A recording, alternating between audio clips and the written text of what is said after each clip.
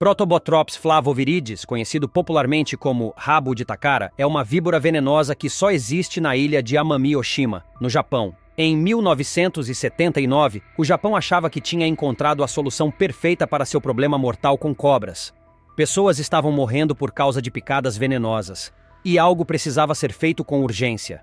Mas que tipo de animal caçaria e comeria um rabu? A resposta foi liberar caçadores de cobras na ilha.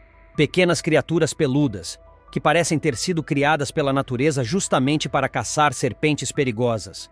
O mangusto é um predador por excelência, e seus reflexos incrivelmente rápidos, além da pele resistente, permitem que ele adicione cobras como a naja ao seu cardápio. O plano parecia genial, a ciência fazia sentido, e todos estavam empolgados com essa solução natural. Mas 25 anos depois, o que parecia um plano brilhante se transformou em um desastre que ninguém esperava. A missão que começou para salvar vidas se tornou um dos maiores erros ecológicos da história da vida selvagem. Os caçadores de cobras tinham cumprido sua missão, só que não da forma como todos imaginavam. E a ilha nunca mais seria a mesma. Número 1. O problema mortal que começou tudo.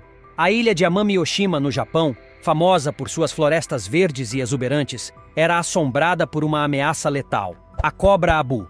Longe de ser uma serpente comum, o abu está entre as mais venenosas do Japão e ganhou uma reputação temida por seu comportamento agressivo e sua picada mortal. Só no ano de 1980, aproximadamente 400 pessoas foram picadas por cobras abu. Infelizmente, várias vítimas não resistiram ao veneno e nunca mais voltaram para casa. O perigo não era teórico. Era parte da rotina das pessoas que viviam com medo constante. A cobra abu pertence à mesma família dos cascavéis e víboras africanas, e sua letalidade a coloca no mesmo patamar de espécies como a naja e a coral. Predadores grandes, hostis e com a capacidade de atacar com rapidez e sem aviso. Sua presença súbita e letal transformava um lugar paradisíaco em um ambiente perigoso, e o que agravava ainda mais a situação era a dificuldade de acesso ao tratamento médico. Embora existisse um antídoto contra o veneno, ele precisava ser mantido refrigerado para funcionar. A maioria das picadas ocorria em áreas rurais e isoladas da ilha, onde não havia eletricidade nem refrigeração adequada. Com isso, muitas vítimas não conseguiam receber o antídoto a tempo, tornando inúteis até os melhores esforços médicos. Diante do aumento nas mortes, do pânico geral e de uma infraestrutura médica limitada, o governo japonês entendeu que precisava agir rápido. Construir linhas de energia e hospitais em regiões remotas era algo demorado e extremamente caro. Desenvolver um novo antídoto que resistisse a temperaturas mais altas também parecia impossível, considerando o tempo curto e as limitações tecnológicas da época. Foi então que surgiu uma ideia engenhosa. Em vez de depender apenas da medicina moderna ou de obras de infraestrutura, por que não recorrer à própria natureza? A missão era encontrar um predador que controlasse a população de cobras abu, um animal capaz de sobreviver ao veneno e que caçasse essas serpentes ativamente. Número 2. O predador perfeito. A criatura precisava ser um inimigo natural, que conseguisse se adaptar bem ao ecossistema da ilha, sem causar outros problemas para a população local. E as autoridades acreditavam ter encontrado exatamente isso: o assassino de cobras perfeito. O pequeno mangusto asiático foi considerado o candidato ideal para enfrentar o crescente problema das cobras abu no Japão. Esse mamífero carnívoro, ágil e astuto, reunia todas as qualidades necessárias para se tornar um predador natural eficaz contra as serpentes venenosas. Sua velocidade, resistência ao veneno e histórico de combate a cobras em outras regiões o tornavam uma solução bastante atraente. Para muitos, o mangusto parecia ser a resposta estratégica e ecológica para uma preocupação urgente de saúde pública. Uma das características mais impressionantes do mangusto é sua velocidade e agilidade extremas. Muitas vezes descrito como um raio em movimento, ele é capaz de desviar e contra-atacar os golpes rápidos de serpentes venenosas com precisão milimétrica. Essa habilidade já o tornava um inimigo respeitável para as najas, parentes próximos do abu, em várias partes do sul da Ásia. Observadores comparavam seus movimentos aos de um boxeador experiente, desviando e atacando com eficiência calculada. Ainda mais impressionante é a resistência natural do mangusto ao veneno das cobras. receptores especializados no seu corpo reduzem os efeitos dos neurotoxinas que seriam letais para a maioria dos animais. Essa adaptação biológica funciona como uma armadura invisível, permitindo que ele sobreviva a mordidas que seriam fatais para outros. Isso dava ao mangusto uma enorme vantagem em confrontos diretos com serpentes venenosas. Ao longo de milhões de anos, o mangusto evoluiu como um caçador nato de cobras. Em seus habitats naturais, como Índia, Bangladesh, Nepal, Butão e Paquistão, ele já desempenhava um papel essencial no controle das populações de serpentes. A natureza destemida do mangusto e sua experiência em caçar serpentes contribuíram para sua fama de matador eficiente. No papel, o mangusto parecia atender a todos os critérios, tanto do ponto de vista ecológico quanto logístico. A espécie parecia ser o agente biológico de controle ideal. Número 3. Um plano em ação. No ano de 1979, o governo japonês decidiu colocar o plano em prática. 30 mangustos asiáticos foram levados para a ilha de Amami-Oshima.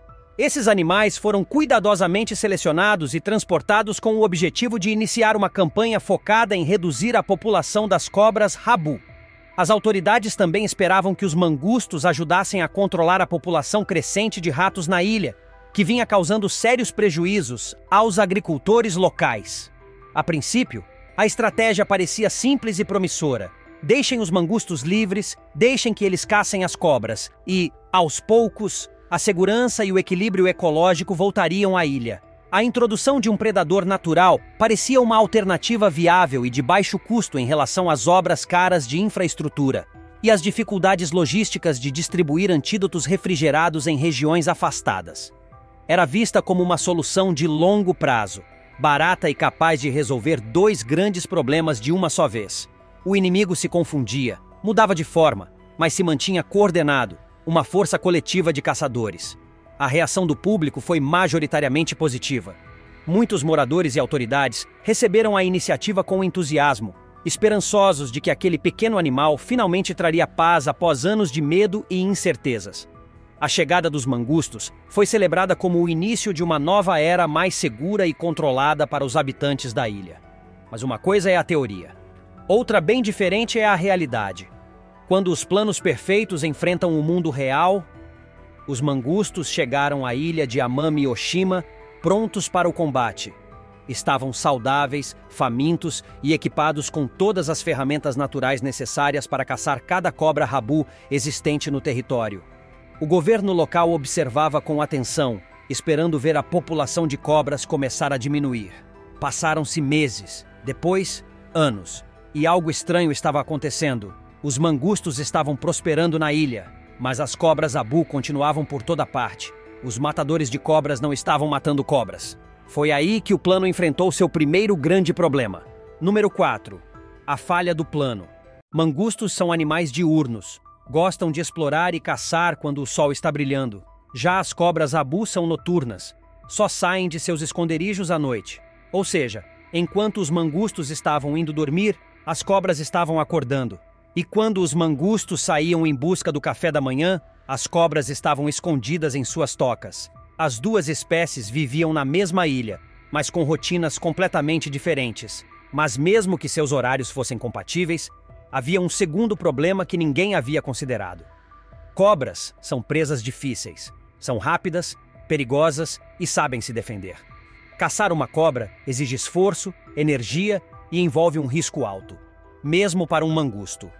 Enquanto isso, a ilha estava cheia de presas muito mais fáceis. Havia ratos por todo lado, coelhos correndo entre os arbustos e pássaros fazendo ninhos em árvores baixas. Para um mangusto faminto, era como escolher entre uma refeição gourmet perigosa que podia reagir ou um fast food tranquilo, fácil de capturar e seguro. Os mangustos tomaram a decisão mais inteligente, ignoraram as cobras perigosas e foram atrás dos lanches simples. Por que arriscar uma mordida venenosa quando havia tanta comida inofensiva à disposição? Até 1993, a situação já era impossível de ignorar. A população de mangustos estava explodindo. Dos 30 animais originais, agora havia milhares espalhados pela ilha. O Ministério do Meio Ambiente soou o alarme ao perceber que a população já havia chegado a cerca de 10 mil mangustos. Os matadores de cobras falharam completamente em sua missão principal, mas foram extremamente bem-sucedidos em se reproduzir. A ilha, que antes tinha um problema grave com cobras, agora enfrentava dois. Ainda havia cobras venenosas, e havia milhares de mangustos famintos devorando tudo o que viam pela frente. Mas o pior ainda estava por vir. Número 5. As vítimas inesperadas. Enquanto todos estavam focados na situação entre mangustos e cobras, uma tragédia silenciosa se desenrolava nas sombras. Os mangustos haviam descoberto que a ilha de Amami Oshima era basicamente um imenso buffet, e eles estavam prontos para devorar cada prato. A população de mangustos na região do pântano de Kauaioi cresceu de forma alarmante e eles começaram a matar aves em risco de extinção. A repórter Ali Duco, da QTV4, explicou como as autoridades planejavam combater os predadores invasores. A ilha não era apenas uma terra qualquer. Amami Oshima é um paraíso subtropical e um patrimônio natural da humanidade pela Unesco. Isso significa que ela abriga alguns dos animais mais raros e especiais do mundo. Muitos desses animais viviam ali havia milhares de anos sem qualquer predador natural. Os mangustos encontraram essas criaturas e não acreditaram na sorte. Eram animais que nunca aprenderam a fugir de predadores, nem a se esconder direito ou a se defender. A principal vítima foi o coelho de Amami. Esses não são coelhinhos comuns de quintal. São considerados fósseis vivos porque são os últimos sobreviventes de uma espécie ancestral de coelhos asiáticos. Milhares de anos atrás, eles habitavam o continente. Hoje, só existem em 2 ilhas minúsculas. O coelho de Amami havia sobrevivido a eras do gelo, erupções vulcânicas e incontáveis desastres naturais. Mas não conseguiu sobreviver aos mangustos. Esses animais ancestrais que viveram em paz por gerações, de repente se viram perseguidos por um predador que nunca haviam encontrado antes. Número 6. O colapso do ecossistema. Os mangustos não estavam caçando apenas por fome. Eles também comiam ovos de pássaros, o que dificultava a reprodução de várias espécies. Cada ovo devorado significava um pássaro a menos no futuro. Em apenas 20 anos, o habitat de alguns pequenos animais diminuiu em 40%. Os matadores de cobras tinham se transformado em destruidores do ecossistema, e o desastre piorava a cada dia. Número 7. A ilha sitiada. No início dos anos 2000, a ilha de Amami Oshima enfrentava uma emergência ecológica. Os mangustos tinham se espalhado por todo o território, devorando tudo o que encontravam. Aquilo que começou como uma solução simples para um problema com cobras havia se transformado em um verdadeiro pesadelo ambiental. E os números eram assustadores. A população de mangustos havia crescido de 30 animais para mais de 10 mil em apenas 2 décadas. Um aumento de mais de 300 vezes. E cada um desses mangustos precisava se alimentar todos os dias. E não eram nada exigentes com o cardápio. O ecossistema único da ilha estava à beira do colapso. Ilhas são lugares especiais, onde os animais evoluem de forma isolada, criando espécies que não existem em nenhum outro canto do planeta. Mas essa mesma característica torna os animais de ilhas extremamente vulneráveis a espécies invasoras. Eles não desenvolveram defesas naturais contra predadores que não pertencem ao ecossistema original. Os mangustos agiam como um exército de pequenos soldados, conquistando tudo o que aparecia em seu caminho. Eles comiam qualquer coisa que pudessem alcançar: mamíferos, aves, répteis, insetos, ovos e até frutas. Nada estava a salvo de seu apetite. Cientistas começaram a registrar os danos, e o que descobriram foi de partir o coração. Os coelhos de Amami, que antes eram comuns por toda a ilha, tornaram-se raros e cada vez mais difíceis de encontrar. As chances de avistar um desses fósseis vivos na natureza caíram drasticamente. Os ratos espinhosos também estavam sumindo rapidamente. Esses pequenos animais, que levaram milhões de anos para evoluir de maneira perfeita para aquele ambiente, não tinham qualquer chance contra os mangustos, que podiam caçá-los de dia e de noite. As aves da região também estavam em crise. O som da floresta foi ficando cada vez mais silencioso, à medida que menos pássaros sobreviviam para cantar. Os efeitos dominó se espalhavam por todo o ecossistema. Com menos pássaros para controlar populações de insetos e dispersar sementes, o equilíbrio da floresta começou a mudar. Plantas que dependiam das aves para espalhar suas sementes estavam tendo dificuldade para se reproduzir. Insetos, antes controlados pelas aves, começaram a se multiplicar descontroladamente. A população da ilha começou a perceber a dura realidade. A solução para o problema com as cobras havia criado um problema ainda maior. O remédio estava sendo pior que a doença. E todo o ecossistema da ilha estava pagando o preço. Algo precisava ser feito. E rápido. Mas eliminar 10.000 mangustos de uma ilha extensa não seria nada fácil. A verdadeira batalha estava só começando. Número 8. O contra-ataque começa. No ano de 2000, o governo japonês finalmente admitiu o que todos os habitantes da ilha já sabiam. A experiência com os mangustos tinha sido um fracasso completo. Os matadores de cobras haviam se transformado em destruidores de ecossistemas. Era necessário agir com urgência para salvar a fauna única da ilha. O Ministério do Meio Ambiente lançou então um programa ativo para reduzir a população de mangustos. Mas essa missão estava longe de ser simples. Os mangustos já tinham se espalhado por toda a ilha. Eram excelentes em se esconder e continuavam se reproduzindo a um ritmo espantoso. As primeiras tentativas foram bastante básicas. As autoridades instalaram armadilhas simples ao longo das estradas, na esperança de capturar os mangustos durante seus deslocamentos. Mas essa estratégia teve pouco efeito. Os mangustos eram espertos o suficiente para evitar a maioria das armadilhas. E mesmo quando algum era capturado, a quantidade ainda era tão grande que esses esforços tinham um impacto quase nulo. Ficou claro que era necessário um plano muito mais sofisticado. O governo então passou a usar armadilhas especiais, desenvolvidas especificamente para capturar mangustos.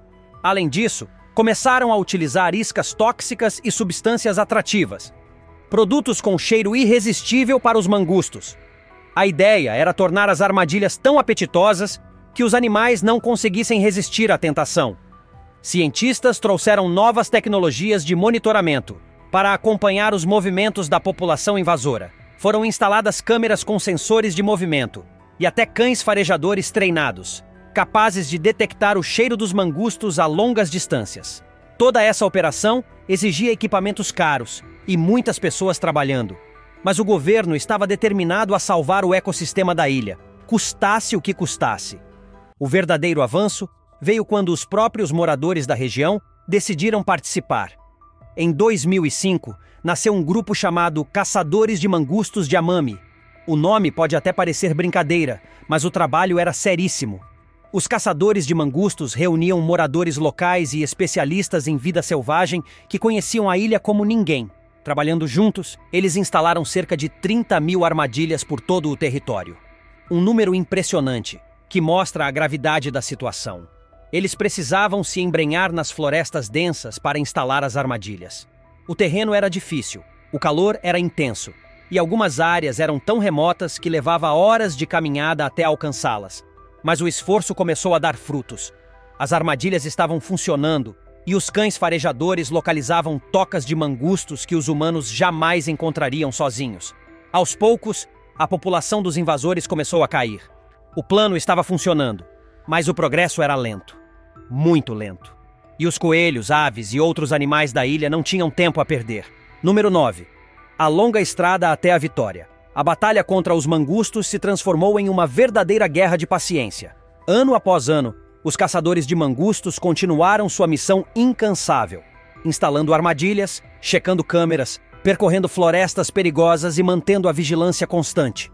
Era um trabalho exaustivo, caro e muitas vezes arriscado. Mas desistir não era uma opção.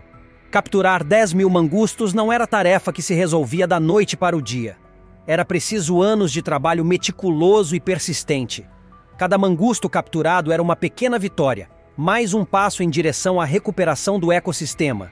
Mas sempre havia mais mangustos escondidos em algum canto da ilha. Com o passar do tempo, os números começaram a mudar.